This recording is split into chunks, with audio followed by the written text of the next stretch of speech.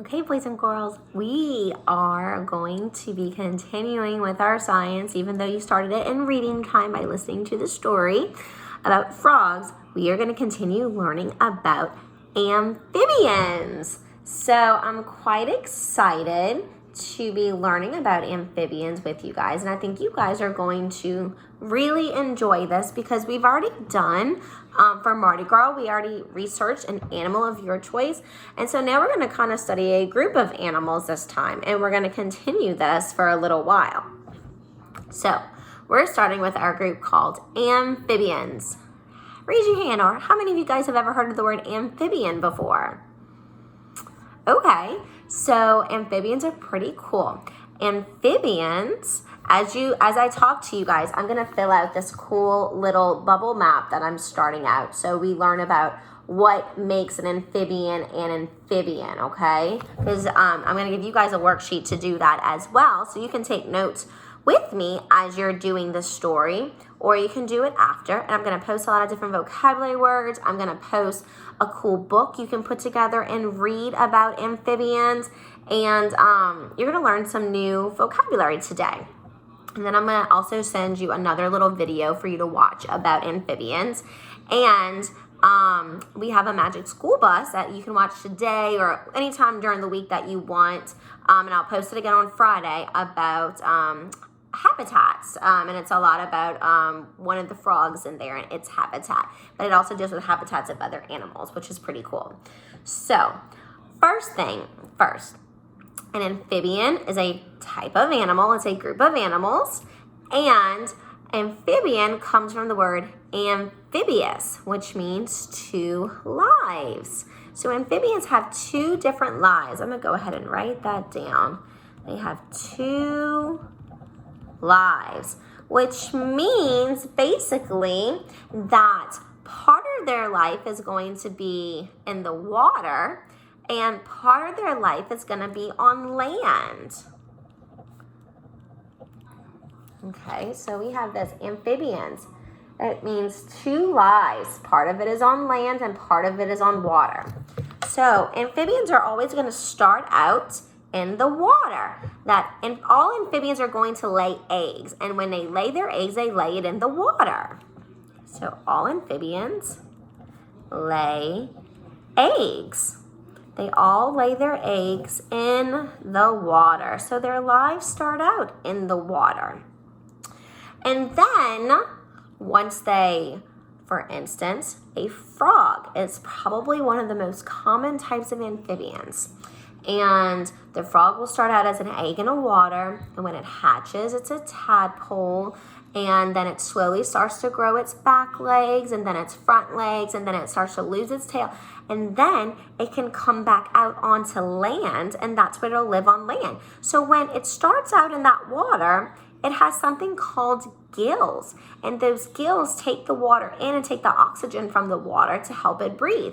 But as it starts to grow up and it can live on land, those gills turn into lungs like we have, and it starts breathing the air that we breathe through its lungs, just like we do. But all amphibians, they all lay eggs, and they lay them in the water.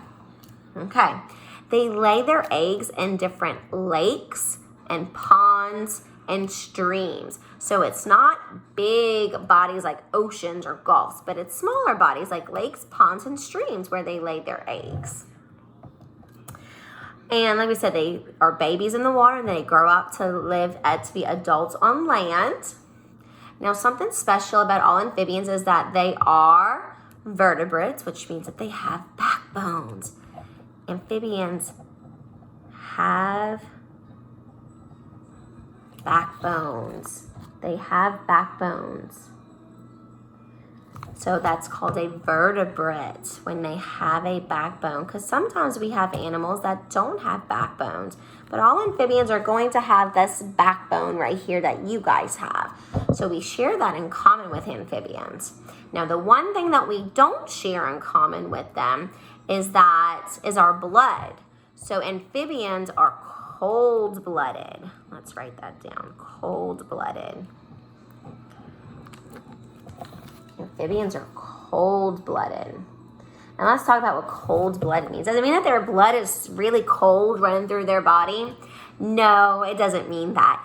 Cold-blooded means that amphibians are going to, their body temperature is going to be the same temperature wherever they're at. So us humans, we're warm-blooded. We can regulate our body temperature to keep it the same no matter if it's cold outside or warm outside. We're still going to have the same body temperature inside. But amphibians, if they go into cold water, their blood and inside their body is going to be cold as well. And then if they go out into the sun, then it's warmer when that sun's hitting them, so it's going to warm up their body. So most amphibians, you'll see, just like reptiles, they like to go and soak up the sunlight to warm up their bodies. So cold-blooded just basically means that their temperature is the same as their environment, and so they have to use their environment to either cool off or warm up. Here's another thing. Frogs and toads are two types of amphibians. We have frogs and toads. Those are the most common amphibians. But we also have some other amphibians that you guys will have a chance to learn about. Newts and salamanders. Miss Bowden's got some pictures of them so you can see what these animals look like. A newt and a salamander and a frog and a toad. Now, they're all amphibians. They have backbones. They're cold-blooded. They lay eggs in the water, and they have 2 lives on land and in water. Another thing they have in common is that they have moist skin, which means that their skin is usually wet or slimy. Their skin's not usually dry, except for maybe a toad. A toad might be a little bit different, but most of our amphibians are going to have that moist, slimy skin. Some amphibians will hibernate. What does hibernate mean? What does hibernate mean? Yeah, it's like a bear in the wintertime. It goes to sleep in the wintertime until it's ready to come out in the springtime and wake up. Very good. So some will hibernate, others won't. Some will eat their skin, and some are super brightly colored, which is a warning sign for some, because most of the brightly colored frogs are those poisonous frogs. So, but we're not going to write them because not all of that's the same. Basically, to be an amphibian, you're going to live half your life in the water, and you're going to live your adult life on land. So you live your early life in the water, your young child, baby life in the water, and you're going to live your adult life on land. You're going to lay eggs, and you lay eggs in the water. You're going to have a backbone. And you're going to be cold-blooded, which means that you're going to have to use your environment to help you warm up, or it's going to help you cool down. So wherever you are, it's going to control your body temperature. And remember, amphibian means 2 lives. Very good. The meaning, land and water. Yeah. And so amphibians, I can tell you this, because we'll learn about this when we go more in depth with frogs. They go through something called metamorphosis. Can we say that? I'm going to write that down here.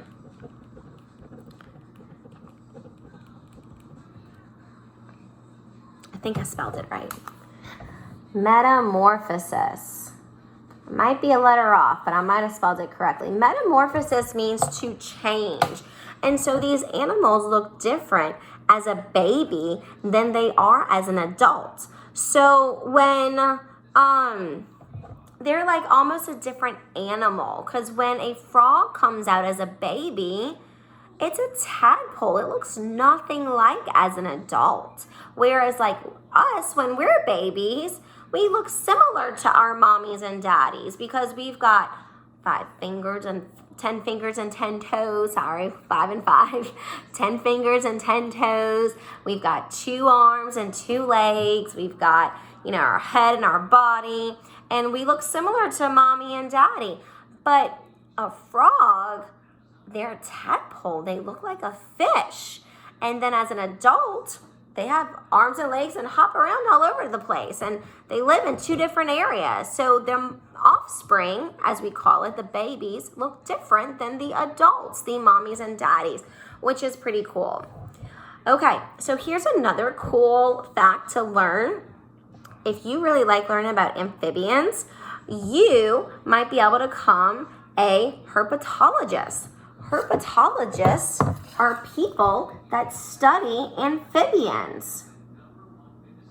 So those are what we call those are the scientists that we call that study amphibians, herpetologists. So you can always become one of them. So you could have become an astronomer when we were learning about the planets, and now you can become herpetologists as we're learning about amphibians, which is pretty cool.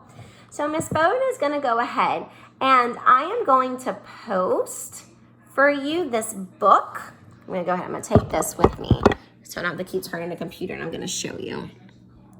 Okay, you're going to look at this little preview right here, so I don't have to pull them all up, okay? So I'm going to give you this book, and it's got all the different pages that you can read about amphibians.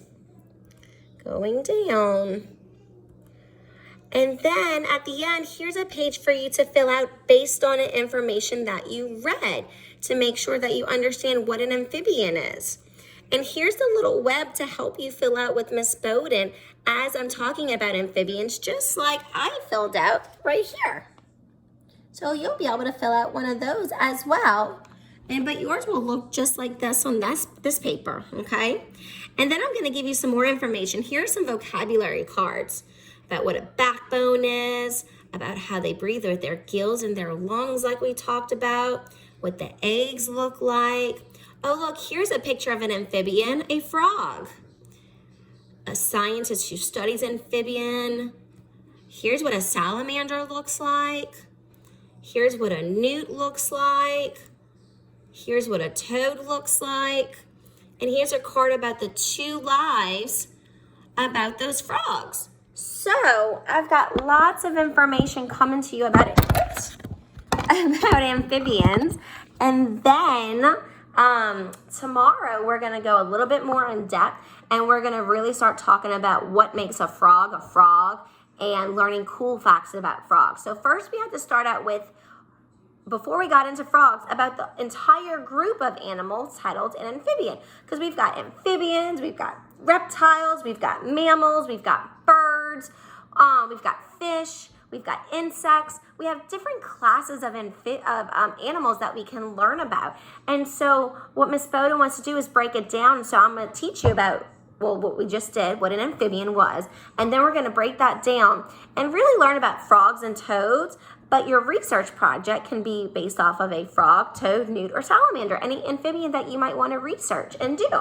So I'm going to go ahead and post all this stuff for you. I'm going to post a cool video about amphibians. Let's show you. Just to reiterate again what an amphibian is. Pretty freaky little frog right there. Yeah, pretty cool to watch it. There's some cool other videos that usually Jeff Corwin has. I'm not sure if we'll be able to access Discovery yet, but I'm going to see. You should be able to through Moodle. But I'll get with a parent or somebody to see if they can access it so I can give you as well how to search for that. Because he does have a cool one from Costa Rica about different types of frogs, which I think you guys would be interested in watching. And then he also has one that deals with different toads, because we're going to learn the difference between a frog and a toad, because they are very different. And then I'm also going to post that link about the Magic School Bus I told you about. You can watch it now, you can watch it tomorrow, you can watch it Friday. I'm going to repost it on Friday. It just mainly talks about habitats, and it had our frog in it, so it was kind of going along with what we were doing with. But anyway, today overall we learned about an amphibian, which means 2 lives, the water life and the land life. Babies in the water, adults on land. They breathe through gills in the water and lungs in the air. They all have a backbone. They have that moist skin, and they're cold-blooded, which means they need the sun to help them warm up, because they take the temperature of the environment, whatever it is. Oh, and they lay eggs. Yeah, and they lay them in the water. So I hope you guys enjoyed about amphibians. We are going to get more in depth about frogs and the difference between frogs and toads. and get into our project later on in this week, okay? See you guys later. I hope you guys have a great day today. Bye.